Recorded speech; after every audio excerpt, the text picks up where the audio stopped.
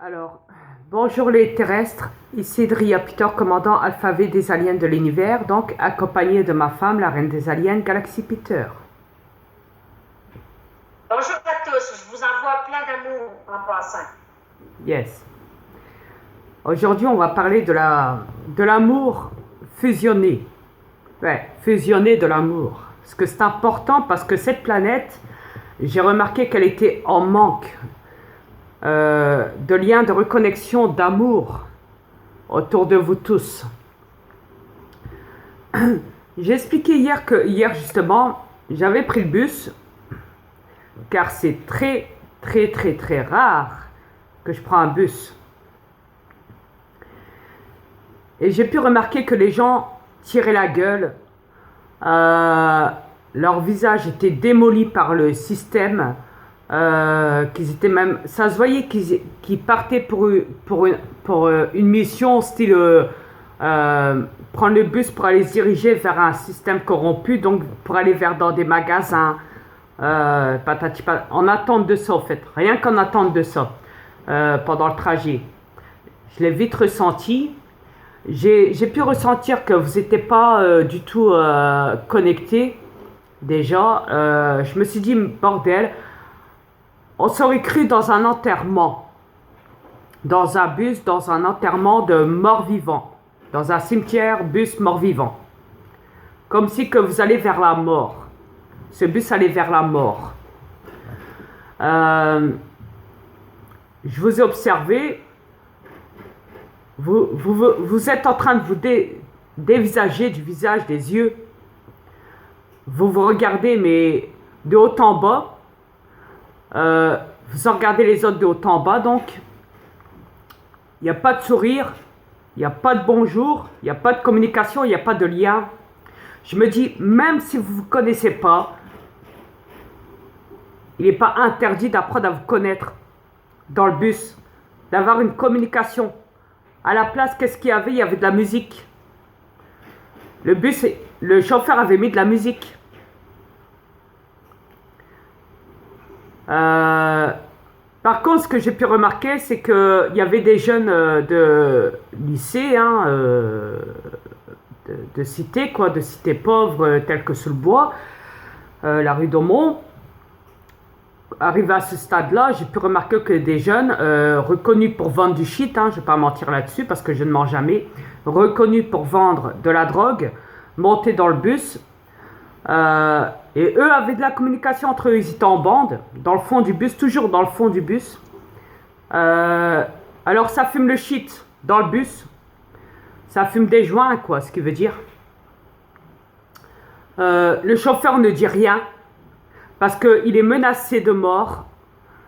Ça, c'est Roger qui m'a expliqué, parce qu'au fait, il m'a expliqué que les chauffeurs sont menacés de mort. Les jeunes sont rentrés dans le bus sans payer. Le chauffeur n'a rien dit. Pourquoi? Parce qu'il est menacé de mort. Ça, Roger me l'avait dit aussi. Il m'avait expliqué que les jeunes faisaient des menaces aux chauffeurs de bus à la sortie du travail, leur disait, écoutez, quand on prendra le bus, on ne paye pas nous. Si vous nous faites payer, dès que vous avez fini le boulot, on vous fly, on sait où ce que vous habitez. On vous massacre. Si on veut fumer le bus, on fait ce qu'on veut. Si on veut fumer, excusez-moi, si on veut fumer le shit, le joint dans le bus, on fait ce qu'on veut. Vous n'avez pas le droit de nous interdire de fumer. La police de Maubeuge, déjà, ils ont peur. Il y a beaucoup de policiers qui se sont fait insulter, avec des bras d'honneur aussi, des jeunes, sur la police de Maubeuge. La police de Maubeuge n'a rien dit. Elle a tracé avec son véhicule. Les jeunes jettent même carrément des cailloux dans les véhicules de police. Des clans qui fument le shit. La police ne dit plus rien, elle prend la fuite. Mais en tout cas, même avec ça, les gens ne parlent pas dans le bus. Ils disent rien. Les jeunes fument le shit. Les gens dans le bus ne disent rien. Quand les jeunes ont commencé à rire hier dans le fond du bus. Ils parlaient plus fort que n'importe quoi. Ils rigolaient ensemble, ils s'insultaient. Il y avait beaucoup de gros mots dans leur langage, tout en rigolant. Les gens ne disaient rien. Ça, je m'en suis vite rendu compte. Ce qui veut dire que pour moi, les clans font peur à la population. Les clans de jeunes qui vendent du shit. Parce qu'ils menacent. Ils menacent même la police. Ils menacent les chauffeurs de bus.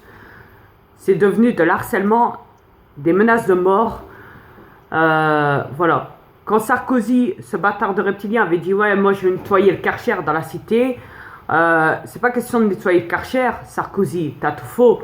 Toi qui va passer au tribunal bientôt, mais bon, je sais que tu vas t'en sortir parce que vous les politiques, les reptiliens dans la politique, vous vous en sortez tout le temps, même quand vous allez en prison. Vous en sortez toujours, vous restez jamais en prison. Longtemps. Mais néanmoins, vous êtes toujours... c'est pas question qu'il faut amplifier la chose, qu'il faut créer le bordel sur cette planète. C'est question qu'il faut se reconnecter. C'est pas en absorbant des produits de drogue que tout va s'arranger, en menaçant les gens, etc., etc. Ok? Moi, je dis que l'amour, c'est ça qui vous manque.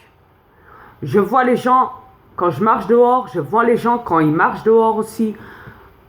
Il n'y a pas d'amour. Il n'y a rien. Il n'y a même pas de connexion. Il n'y a rien. Absolument rien. Dans les magasins, c'est pareil. Là, quand j'attends comment dire, pour passer mon tour pour les caisses, dans la file d'attente des caisses des magasins, c'est pareil. Vous tirez la gueule, vous parlez pas. Que j'aille dans un bureau pour attendre dans la salle d'attente, pareil. Ça tire la gueule, ça se regarde même pas. Et les parents disent aux enfants, chut, parle pas trop fort, on est dans une salle d'attente. C'est quand même grave. Vous êtes rendu à ça. Je vais à la poste, les gens ne parlent pas dans la file d'attente. Ou alors c'est ceux qui se connaissent entre eux, qui sont arrivés à deux ensemble. Eux peuvent parler, il y a encore des fois, la plupart du temps, c'est toujours tout bas. Discrètement. Pourtant, il y a une file d'attente à tout ce qui était. Hein. Mais les gens ne parlent pas. Ils sont là, les uns derrière les autres, comme des vaches, hein, comme on dit, quand on veut rentrer, qu'on veut faire rentrer dans un... Comment dire, dans une ferme. Hein. Mais à la queue leu-leu, ce qui veut dire, hein, les uns derrière les autres. Mais à part ça, non, il n'y a pas de lien, il n'y a rien. Vous parlez pas. Même si vous ne connaissez pas, vous parlez pas. Je vois les gens rouler en voiture. Même quand ils roulent en voiture, ça tire la gueule. Ça tire la gueule. Vous regardez les gens méchamment. Ceux qui sont en véhicule, hein, là je parle. Hein. Là, pour le moment, là je vais parler des gens qui sont dans les véhicules. Vous tirez la gueule. Et quand vous regardez, quand vous roulez, que vous regardez les gens marcher à pied, vous les regardez méchamment, vous les dévisagez. Même arrivé au feu rouge.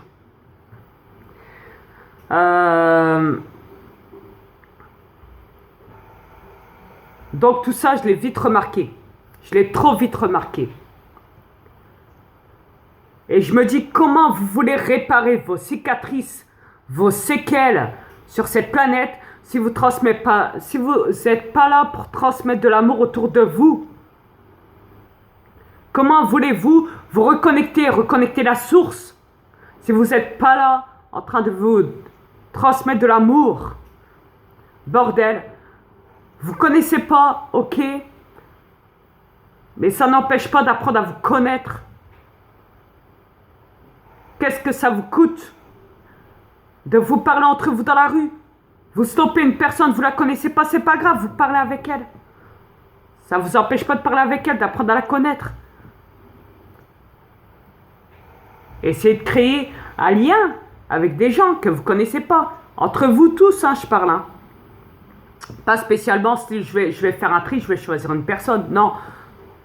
Il faut que ça soit de tout le monde. Faut que ça vienne de tout le monde. Pas que d'une seule personne. Vous voyez ce que je veux dire? C'est ça que je veux dire par là. Et ce que je veux dire aussi, c'est qu'il est encore plus vital. Si par exemple, un père, le matin se réveille et serait là pour préparer le petit déjeuner avant que tout le monde se lève, avant que sa femme se lève, avant que ses enfants se lèvent le matin. Ce serait très important que tous les jours, le père pose une petite étiquette avec un mot qu'il écrirait pour sa femme et qui dirait « Je t'aime chérie, tu es mon amour de tous les jours ». Il fait ça tous les matins. Tous les matins, il change de mot. Même pour ses enfants, il mettrait aussi des étiquettes en marquant Papa t'aime, tu es mon enfant, je t'adore. Je t'adore du fond de mon cœur. Pour son chien, il embrasserait son chien avant de partir au boulot. Il lui ferait des câlins, des caresses. Et ce serait comme ça tous les jours. C'est important d'envoyer des mots d'amour à ses proches avant de partir au boulot. C'est important de transmettre des messages d'amour tous les matins. Ça peut être le mari comme la femme. Ok? Une fois c'est le mari, une fois c'est la femme. Mais il est important, très vital, parce que c'est à cause de ça, parce que vous n'avez plus le temps de vous transmettre de l'amour. Vous êtes toujours en train de courir pour aller au boulot.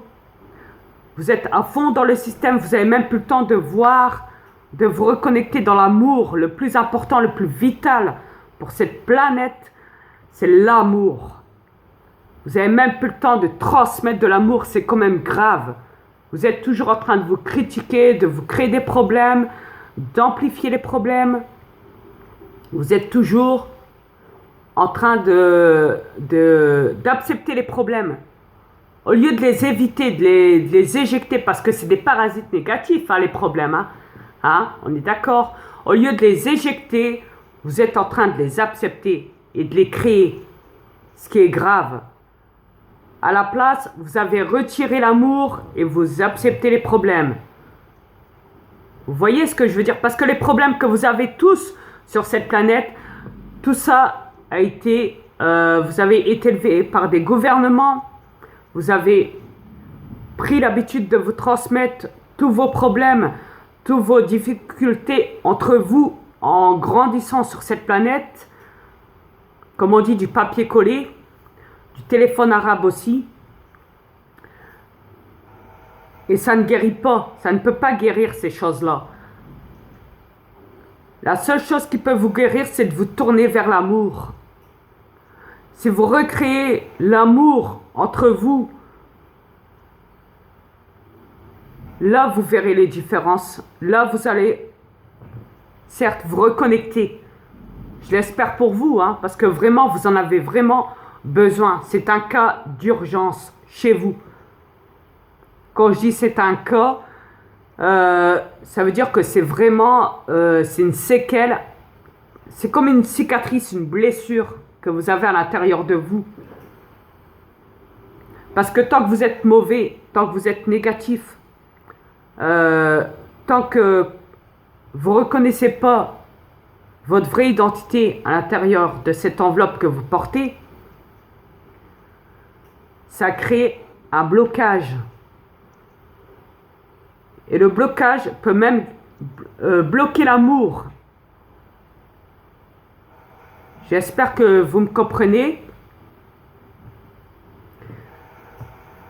Pour ça en tout cas. Parce que le système vous a pas tout dit. Le système reptilien vous a effacé la mémoire sur votre propre identité à l'intérieur de vous. À l'intérieur de l'enveloppe du corps véhicule que vous disposez.